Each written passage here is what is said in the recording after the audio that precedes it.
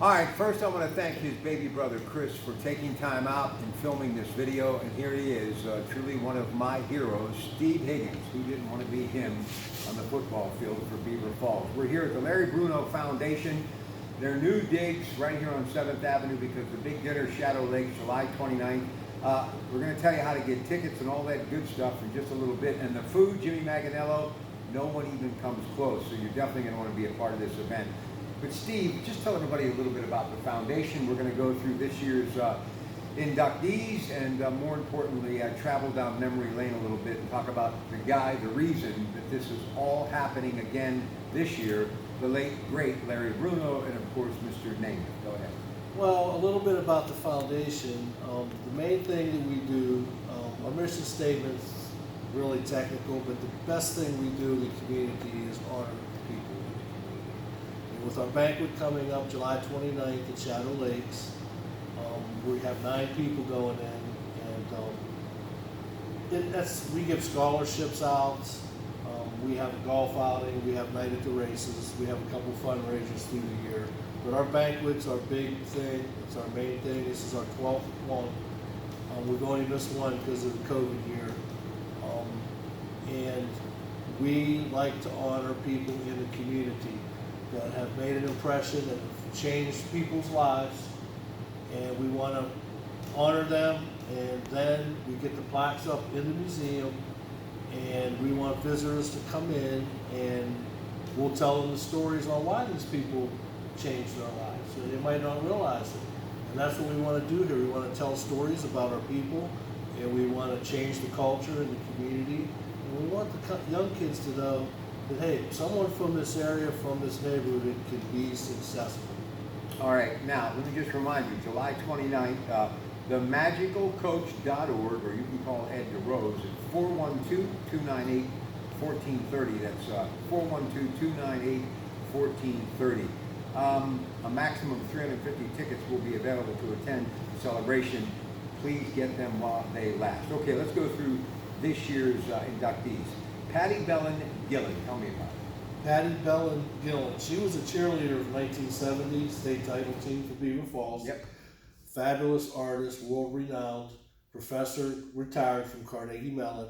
She's the one in the early 70s, the tiger that was in the gymnasium, the huge tiger that was painted on the wall, was painted by Patty Bellen.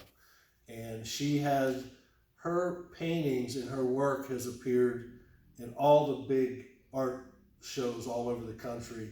In I forget what year it was. She got Artist of the Year in Pittsburgh area. Just a fantastic person, and we like to honor arts. We like the music people to be noticed, and as well as the sports. So she fits in perfectly with our Circle of Achievement, and we're really excited to have her. So Frank Chan is the coach of that team, and Oscar Jackson, Gooseby. The 70 team? Yeah. Oh, yeah. I can tell you. We were living large at 13 watching them play, huh? You know, probably, maybe one of the biggest things that ever happened to this city is when they won that state championship. Yeah, man. That was something. Yeah. I'll tell you one more piece of trivia. Guess where you could actually watch it? WQED. Really? Public Broadcasting, and Bill Cardill was actually doing some announcing back there. The same guy that did Schiller Theater and all that other stuff. But of course, the hometown station back then would have been WBVP. I'd like to get a copy of that. I know you would. So would I. Okay, Ed DeRose. What about Ed DeRose? Ed DeRose, longtime businessman in Beaver Falls. First of all, let's go back to the beginning. The 1952 Junior Legion team and the 1952 Tiger baseball team, two of the best teams ever in Beaver Falls history. They made it only one of 2 teams from Beaver Falls to make it to the state finals, and Ed was a big part of that. He was an infielder for that team. They had Gene Polka, they had Tom Kirkpatrick, who's going in with Eddie, and to this day, recognized as one of the greatest Junior Legion teams. Ed went on to be a successful businessman in the area, and he donated his time and coached Little League in the 70s, and he had a couple undefeated teams. And he's just the type of person, again, Hall of Achievement. We like to see on the achievement side, and Ed sure has come through on the achievement side, and he's so well deserved for this. His name has been coming up for years, but since Ed works with us and everything, he's always wasn't interested, and we kind of said, you know what, if you weren't part of this, you'd be going in. So he finally relented and said, okay. Good. Lance Jeter. Oh, Lance Jeter. Probably the best championship basketball game probably ever in the Whippeal. They played Aliquippa in was it 05 or 06? Lance at Duquesne University hit the half-court shot to tie the game, and then a triple overtime, hit another buzzer beater. It was unbelievable. But probably, we've had so many great point guards at Beaver Falls. Lots of them. He's right at the top. By the way, AA championship, that was 06, 2,243 points, and he was the Post-Gazette Male Athlete of the Year. Unbelievable athlete. And what people don't realize about Lance was great all-around athlete. He went out for football his junior year. In his junior and senior year, and I watched the receivers because that was my position, and I like to see how these guys play. And he was a record-setting. When he graduated, he was third all-time in receptions at Beaver Falls. Okay, he had the most reception yardage in a single season at Beaver Falls with like 850 yards, and he was great. And he went to Cincinnati on a football scholarship, and then he realized that he missed basketball. All right, Larry Matrazzo, 1966 graduate of Geneva College, 3 sports star, earned 10 varsity letters in sports of football, basketball, and baseball. He scored a record for passing yardage in a game, 327, stood for 23 years, and his career passing total, 3,019 yards, stood for 14 years. From 66 to 77, he served as an offensive coordinator for Larry Bruno, and then, of course, went on to coach New Brighton and turned that program around immediately, 1977 to 2002. So the man that we affectionately call Traz. What a special man. He was, we loved Traz. He was the offensive coordinator when I played, and we loved him, okay? Great player at Braddock, great player at Geneva, like you said, record-setting quarterback at Geneva. And I had the pleasure in practice my sophomore year when I was on the scout team. Traz would throw to me in practice against the first team defense, and we did pretty good, okay? And that kind of led to me switching positions the next year. Right. And I was always kind of proud of that I caught a lot of his passes because he was such a great quarterback. He was. But anyway, when he was up there with Coach Bruno, he called the plays, and he was our offensive coordinator, and so well deserving, so well deserving. Ronnie Shiro, 1970 graduate of Beaver Falls High School, where he earned 7 varsity letters in football, baseball, basketball. He accepted a football scholarship to the University of Kentucky before transferring to Slippery Rock. Ron was drafted by the Pirates in 73, but decided to continue his education. In 1977, he became an assistant football coach at Riverside High School, leading the team to a WPIL championship in 1985. I was lucky enough to watch Ronnie play because he was 5 years older than me, and I watched him from Little League, Pony League, all the way up, and oh my goodness. We did a poll, and he was voted the best right-handed pitcher in Tiger history. Fabulous baseball player. All around, basketball, football, of course. The Kentucky quarterback transferred to Slippery Rock. But I think baseball was his best sport. Yeah. And then when he got into coaching, he was, he was a disciple of Coach Bruno. And he was so successful at coaching. I think he coached at Chartiers Valley at one time, coached at Riverside, of course. A lot of assistant jobs around. I think he even coached at Riverside as an assistant before he got some head jobs. But Ronnie Shiro, for a long time, has been a top athlete. I can remember watching him play county league baseball, and some of them teams and guys had. Terry Francona was playing, and I remember in a game when Shiro pitched against Francona. Francona got a hit off of him, and we were like, "Oh wow, he could hit Shiro," But it was some great memories, but so well deserving, Ronnie Shiro. Yeah. And don't forget, he goes on to become head coach at Riverside, obviously, a couple of stints. But Carl Flory who I will always say one of the greatest ever to be a head coach, part of that cradle of coaches from Beaver Falls with Blythe, Mancini, Petrazzo. I mean, the coaches that literally, that were with Larry Bruno on the sidelines.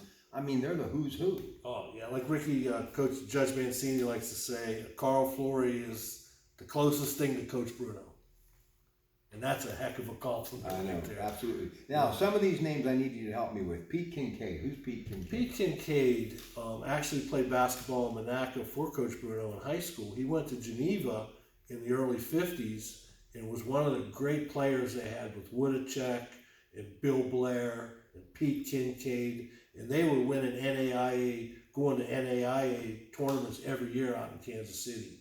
That was like the golden era of Geneva basketball. And Pete Kincaid was right in the middle of it. He was a great player. He set a record at the NAIA tournament. He sank 15 consecutive free throws in a game, which is pretty cool. That is pretty cool. But anyway, beloved teacher at Beaver Falls.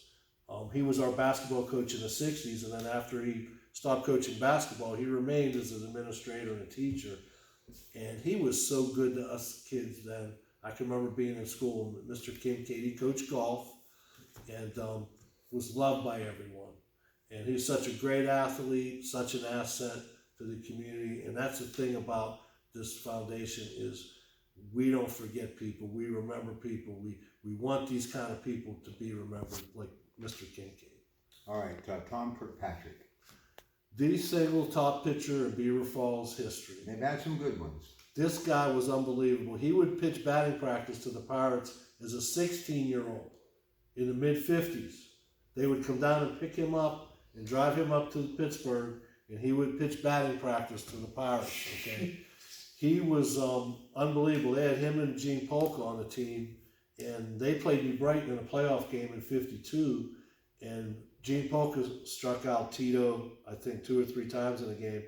And then in a regular season game, now Tito never struck out, just like Terry. Kirkpatrick struck him out. Okay, so those are the only 2 guys that were able to strike out Tito Francona. But anyway, Tommy is so good and was such a powerful pitcher that it was inevitable that he gets inducted. I mean, talent like that, we just don't want to forget guys like Tom Kirkpatrick. So he's, our best pitcher. All right, Bill Livingston, who passed in 2016, 1969 graduate of Beaver Falls. In 1974, was hired as one of the original members of the Patterson Township first full-time police department. One of the things that you stressed to me before we went live to tape here, it's more about than just athletics, this foundation, right? More than just athletics, and he's a perfect example. We have Big John Jackson's one of our inductees already, and Bill's going to follow in his footsteps. With the law enforcement, he was one of the original Patterson police officers way back in the 70s, and then he stayed in the community. He's made a positive impact on the community, and he was a leader in the community. And there's now a Bill Livingston Foundation who is partnered with us, the Larry Bruno Foundation, and they give a scholarship out at our banquet. So we kind of, we partner with them. They come to the banquet representative, and they give out their, and it's someone in the law enforcement field, just like Bill was. Mm-hmm. And just the fact that there's a group out there that want to have his foundation and carry on his legacy kind of gives you a clue of what kind of fella he was. Everyone loved him and respected him. I think about my dear friend, the late Joe Walton, his family, big part of this community. My uncle Dick Cairns, the great stories talking about Beaver Falls and the 11th Street Gang and all the wonderful memories. But Larry Bruno really was the foundation. And I'll just share a quick story. So I'm working at the local radio station, and I was doing these nightly coaches shows. And I hadn't gotten started yet, so I had just been at the station for a few months. And there he was in the building wearing his Beaver Falls varsity jacket, Larry Bruno. And it was like meeting Vince Lombardi. I mean, it was that surreal. What was it about this guy that just spoke volumes about community, friendship, sports, family, faith was all about? He had that charisma, oh. Didn't he? I mean, he really did. He was so special, but all the college coaches knew Coach Bruno. I don't think there's any coaches today that could match him as far as helping the kids go to the next level. I mean, Coach Bruno not only helped his players, But I've heard stories of guys from Hopewell, guys from Aliquippa, that were maybe having trouble finding a school. They would reach out to Coach Bruno, and if he believed in you and he felt that you could play, he'd help you. Okay? And he knew everybody. I mean, I went to a game at ASU against Southern Cal in the 90s, and I happened to meet Frank Cush, and Don Bakke introduced us. And he says, Frank, he played for Larry. He just used his first name.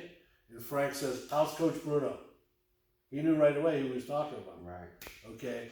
And, you know, he was the greatest. But that's what we instill into our foundation. Like you said, it's not just about sports. Coach Bruno helped so many people that are not involved in sports. You wouldn't believe the girls that come in here and they say, you know, Coach Bruno really helped me. I was having trouble with this or that, and he got me on the right path. And he went out of his way to help people, and it wasn't just his boys. It was anybody that really needed help. Okay, McCarl Foster, talk about him a little bit too. Oh my God, Foster McCarl. You know, one of the biggest and best companies in this whole area was McCarl's Plumbing and Heating. Mm-hmm. And they were so great to the community. They sponsored baseball teams, and my whole youth McCarl's had teams, you know, Pony League and Little League that were some of the best teams ever. And with these McCarls, oh my goodness, they built this family or this business up. His father and these boys worked in this business, and finally they did end up selling the business. And then Foster was a public speaker, a strategist, and he goes around the country and he helps other businesses build up. And they started a foundation, and boy, oh boy, are they good to the community. I mean, they really, really give back to the community. Foster, Jim, everybody calls him Jim, all state both ways in high school, offense and defense.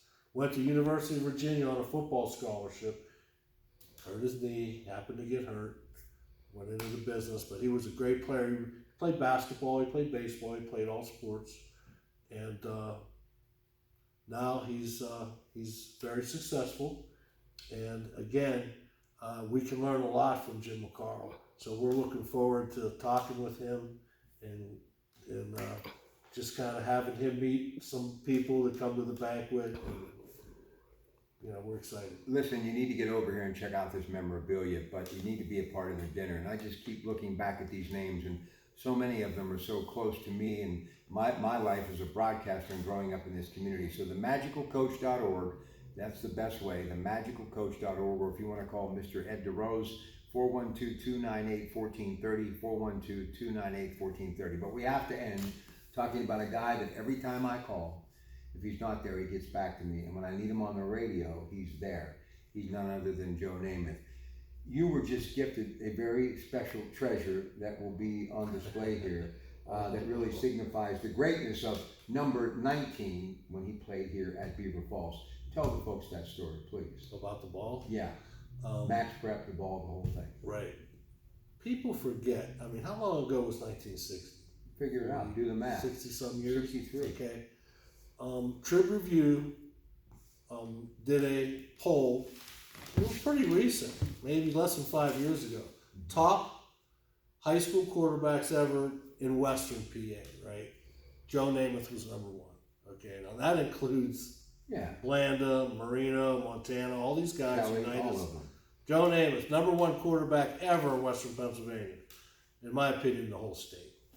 Max Prep, which is a national organization, same time, it was a few years back, they did a national poll, best high school quarterbacks ever. And I could remember Tim Tebow's in the top 5, Peyton Manning is up there. The kid that went to Florida, I can't remember, another kid that went to Florida, was a real good quarterback. Joe Willie, number 5. Okay. Pretty special. Played in 1960. Okay, played 9 games in high school. And we got the highlight film right here in the hall for anyone that wants to come and watch it. And I guarantee you, if you stand here and watch this highlight film, your mouth will drop open. You'll be amazed at how good Joe Namath was in high school. He was... That's the place in baseball. He was all that. Baseball was his best sport. I know. Yeah, baseball was his best sport. He could have very easily been a pro baseball player. All right, just humor me a little bit because I love all this stuff. And I mentioned to you earlier, I've been trying to hook up with Terry Hanratty to get him on the radio, and I've known Terry forever. Incredible human being. But because of Bradshaw, the timeline, and all the things that happened when he became number 5 after he left Notre Dame, people don't realize what a great quarterback this guy was at Butler High School when Butler was booming, and it's still booming. That's an incredible community. Mm-hmm. But tell the audience, because you're this like historian, Well, how great he was. Well, there were so many great quarterbacks from Western Pennsylvania. It's so easy to be overlooked. But Terry Hanratty, Butch Russo, one of our board members, played against Hanratty. Van Gomont, one of our inductees, played against Terry Hanratty. And he was probably the best quarterback anyone had ever seen, you know, at that point coming in here. They were like, oh my God, this guy's like Joe Namath, okay? And yeah, I think Beaver Falls beat them, you know, that year, maybe in '66. Geez, I can't remember if I think Beaver Falls did beat them maybe his senior year or the year after he left. Now, if we were in Butler, You kind of got me here, I can't remember. Butler But Terry Hanratty was, he went to Notre Dame, and people were still talking about how good he was. They had the Saul brothers. Oh, yeah. And the MAC was so brutal, that conference. Every team, you know, you had more Division I players, like in Joe's era all the way up through the 70s, more Division I players come out of the MAC, and this is a fact, that come out of the whole Whitfield today. Okay, every team had 4 or 5, you know, Division I's. My sophomore year, when Dorset was a senior, they had like 10 guys go Division I from that Hopewell team. The next year, Newcastle did that. They had like 12 guys with Ricky Sumner and Rosano and Bruce Clark and Graziano and all them guys. Every team.